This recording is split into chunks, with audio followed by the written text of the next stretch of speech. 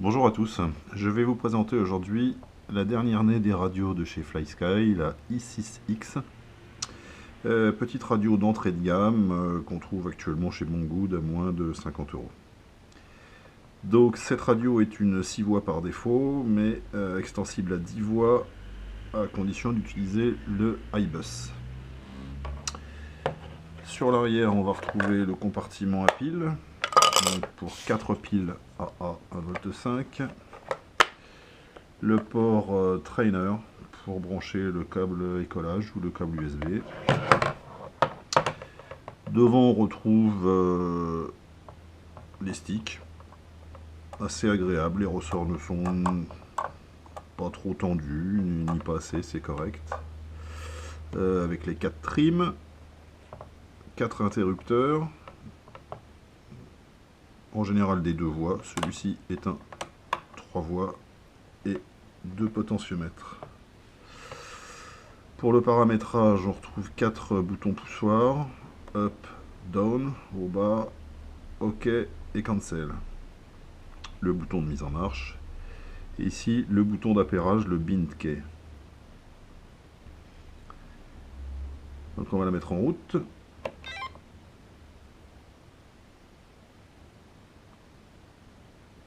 L'écran est assez lumineux, le rétroéclairage correct.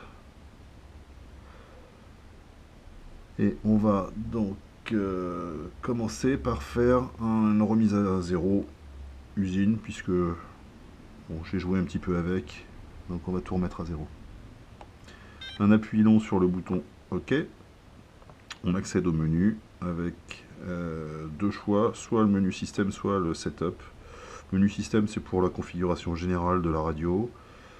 Setup plus pour les réglages des modèles. Donc dans le menu système,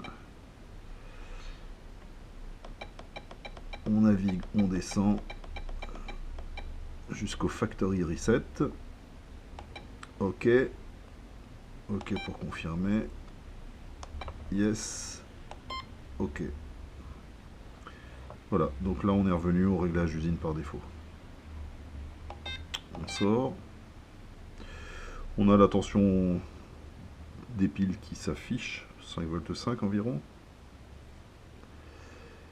Le modèle, ici le modèle 1, et le nom du modèle par défaut FlySky 01.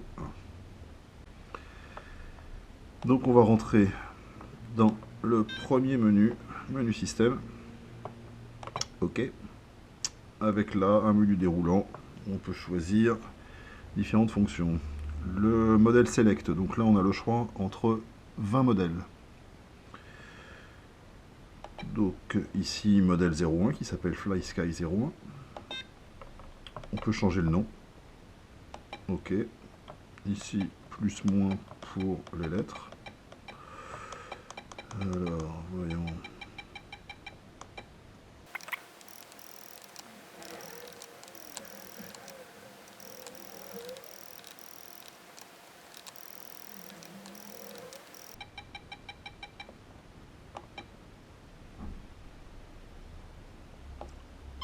Appui long pour sauvegarder.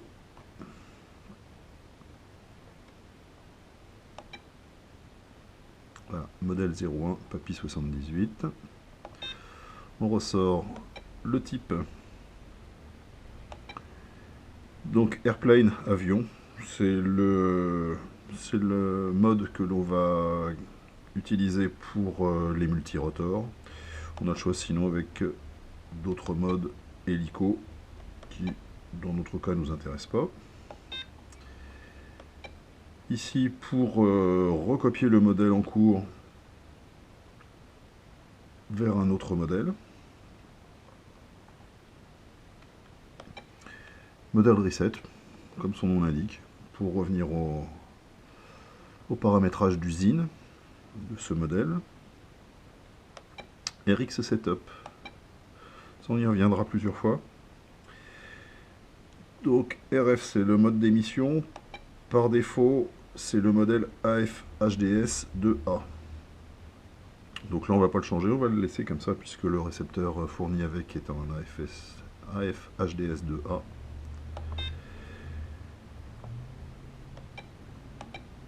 RX batterie. Là, c'est intéressant parce que c'est ce qui va nous permettre de paramétrer, par exemple, la tension d'alarme de la lipo. Le fail-safe, également intéressant, que je vais peut-être d'ailleurs paramétrer tout de suite. Le paramétrage du fail-safe est important. C'est ce qui va éventuellement vous permettre de ne pas perdre votre multi.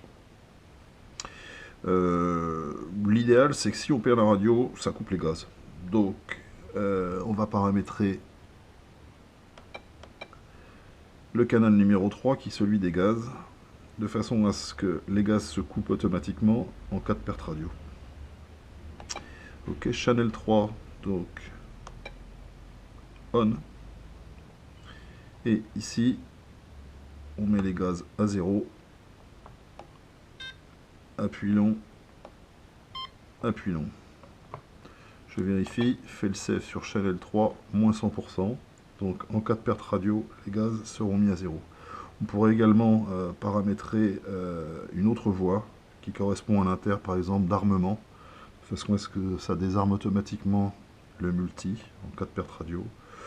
Ou pour des cartes plus élaborées qui ont un GPS et un barreau, soit un auto-landing, de façon à ce qu'il atterrisse en douceur, ou un RTH retour maison. Voilà un petit mot sur les accessoires qui sont fournis avec. Il n'y a pas grand chose. Et une petite notice de mise en route, on l'oublie, tout le monde sait comment mettre des piles dans un compartiment. Le câble USB pour brancher sur votre ordinateur et faire éventuellement les mises à jour, ou pourquoi pas un simulateur. Quelques cordons et le récepteur. C'est donc un X6B.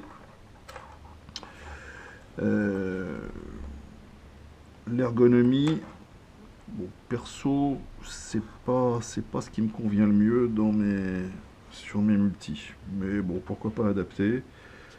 Les deux trous sont espacés de façon standard à 30 mm, 30 mm et demi, je crois. Par contre, il faudra les repercer. J'espère que c'est prévu pour. Je n'ai pas encore essayé parce que les trous sont un petit peu petits. Donc il faudra les repercer à 3 ou 3,2 pour que les vis de fixation passent. Et puis donc les cordons qui sont fournis avec.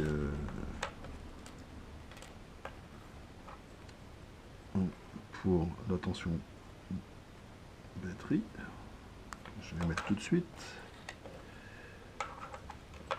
Un que je mets sur la sortie ppm. Ici il y a un cordon 6-7 broches pour aller sur la sortie PWM, mais que je n'utiliserai pas dans mon cas. Et puis celui-ci est en double parce qu'on va utiliser ou l'un ou l'autre, soit la ppm, soit le iBus.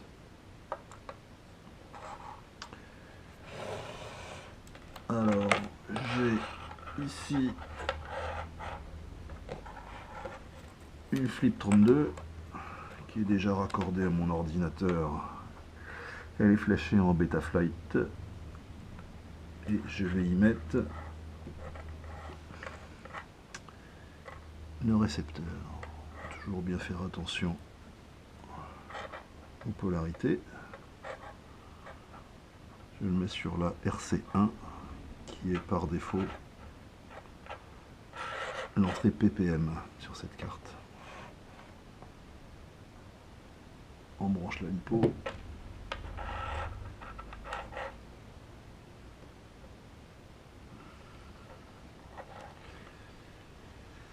Donc la LED clignote indiquant qu'il n'y a pas de liaison avec la radio.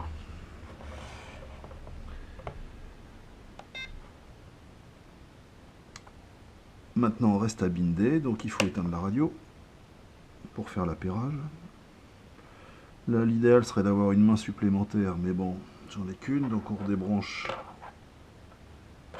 et on rebranche en maintenant le petit poussoir allumé, appuyé pardon.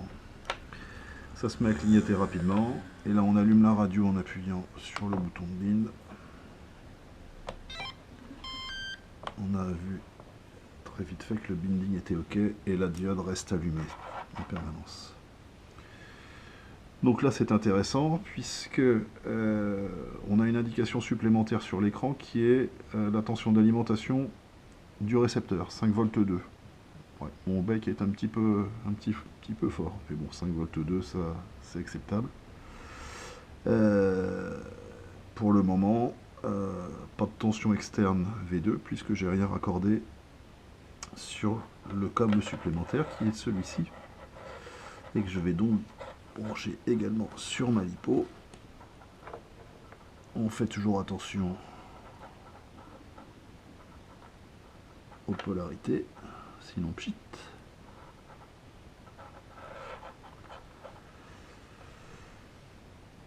Voilà, donc externe V2, 12 volts 34. Voilà, donc à ce stade, on peut faire une petite vérification, voir si tout fonctionne, puisque ma carte, ma Flip 32 était déjà configurée pour une liaison PPM avec le récepteur. Donc, effectivement, si je mets le yo à droite et les gaz à 0, ma carte s'arme et se désarme. Alors on va aller maintenant jeter un petit coup d'œil dans l'onglet Receiver de Betaflight. On s'aperçoit que les manches sont pas tout à fait centrés, ils sont tous à 1507.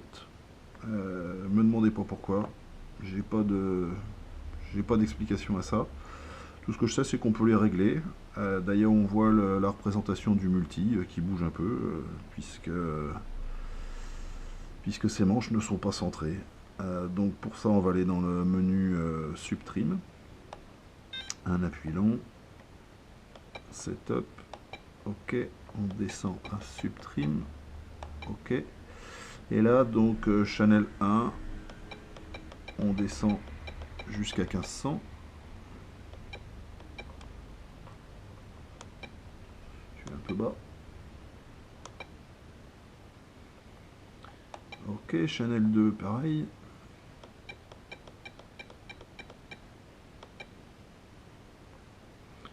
ok, Channel 3 c'est des gaz, donc Channel 4,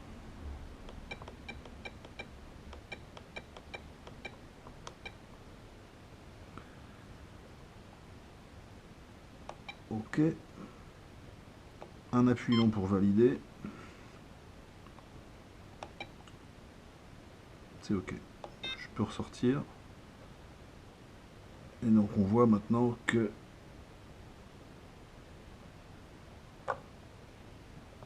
le multi est bien plus stable.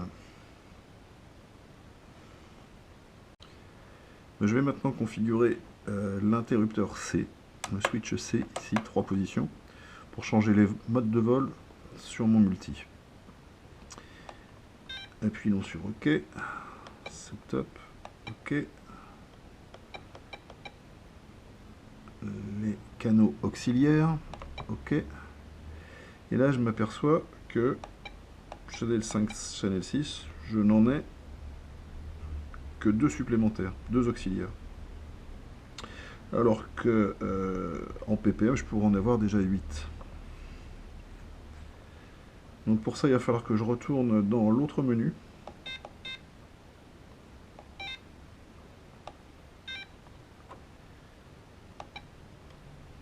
Et que je descende jusqu'au switch auxiliaire. OK. Ah, là, il ne veut pas fonctionner parce que je suis alimenté au niveau du récepteur. Donc il a détecté que le récepteur était alimenté et il ne veut rien changer par sécurité. Donc je déconnecte. J'enlève l'alimentation du récepteur.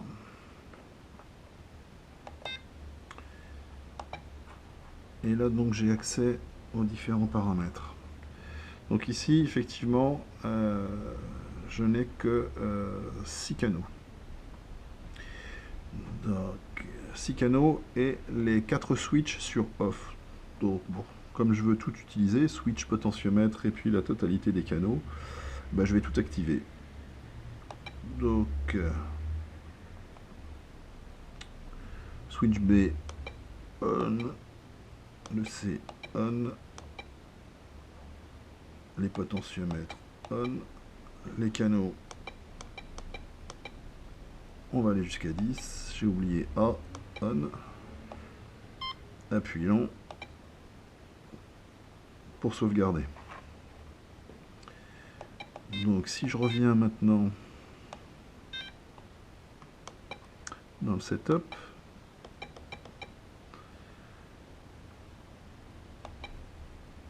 ici je retrouve mes 10 voix. Channel 5, c'est le canal sur lequel je vais mettre mon interrupteur ici. Donc c'est le switch C. Appuyons pour sauvegarder. Je vérifie. Channel 5, switch C.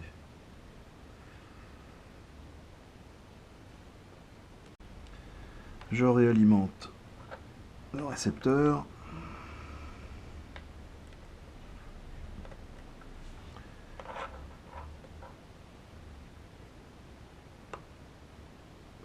Je vérifie.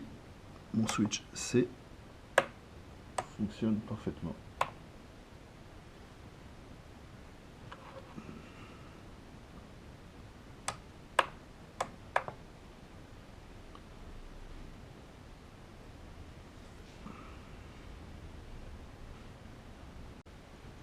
Voilà, et donc si je vais dans l'onglet mode,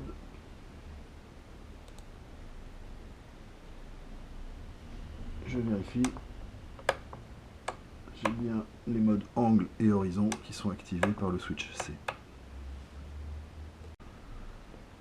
Alors pour pouvoir utiliser les 10 voix, l'idéal c'est de connecter le récepteur en iBus. Donc pour ça, je vais modifier ma connexion sur la carte. On se met sur RC4. On modifie bien sûr au niveau du récepteur. On se met sur le petit connecteur du iBus. Et on se connecte sur RC4.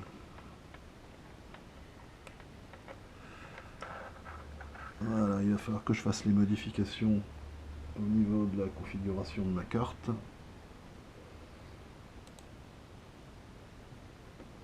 Donc ici, le lever 2 est bien activé en serial RX. Et dans l'onglet configuration, il faut que j'active le serial RX. Et ici, iBus, c'est fait.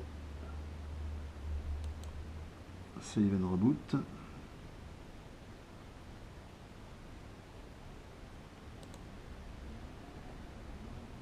Onglet Receiver. Ça fonctionne. Alors, tout à l'heure, j'ai touché les subtrims dans le mode PPM. Donc ici, on s'aperçoit que du coup, les valeurs sont trop basses. Les valeurs au neutre sont trop basses. Des 7 points qu'on a descendus tout à l'heure. Donc je vais retourner pour annuler ces réglages que j'ai fait tout à l'heure. Appui long. Setup. OK. Subtrim. OK. Et là, un appui long.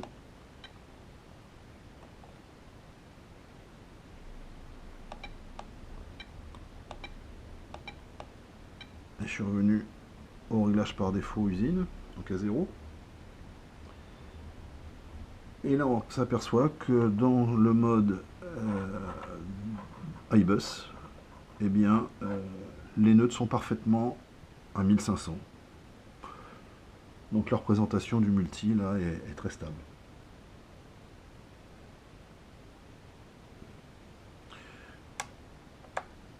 Le switch C fonctionne toujours. Et les gaz c'est pile poil. Armement, désarmement.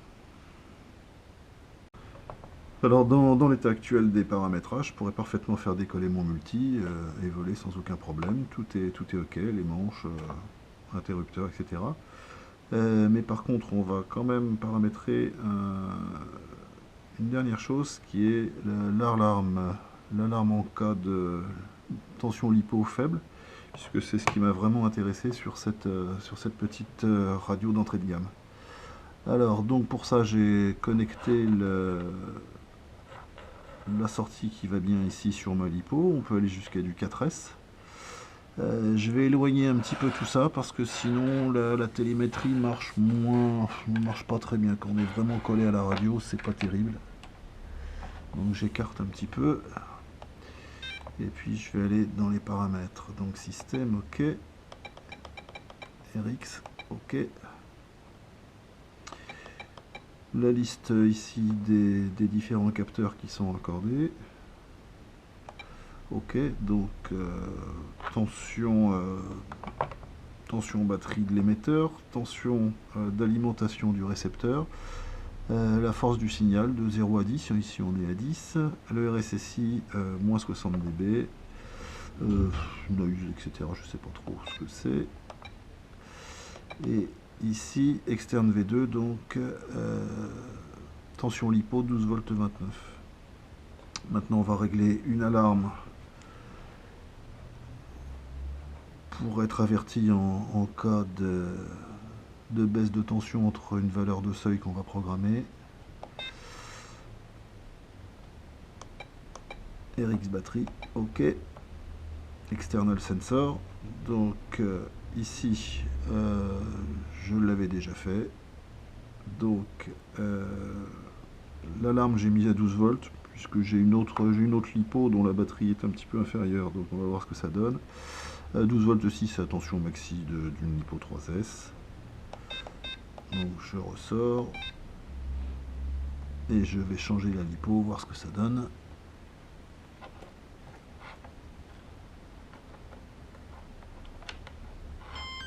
Donc si je la débranche déjà, ça se met à sonner, bien sûr.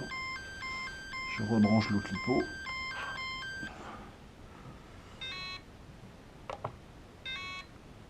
Ça clignote RX et ça bip pour indiquer que la tension lipo est en dessous. Là je suis encore un petit peu trop près je pense. J'ai des petits soucis de retour télémétrique. Mais bon, j'ai déjà fait un essai et ça fonctionne parfaitement. Voilà, on a fait le tour de la plupart des paramètres nécessaires, voire indispensables pour faire voler un multi. Pour les autres paramétrages, je vous laisse télécharger la notice sur le site. Elle est en anglais, mais bon, c'est quand même relativement clair. Et puis, je vous remercie de m'avoir suivi jusqu'au bout, et à bientôt, et bon vol. Au revoir.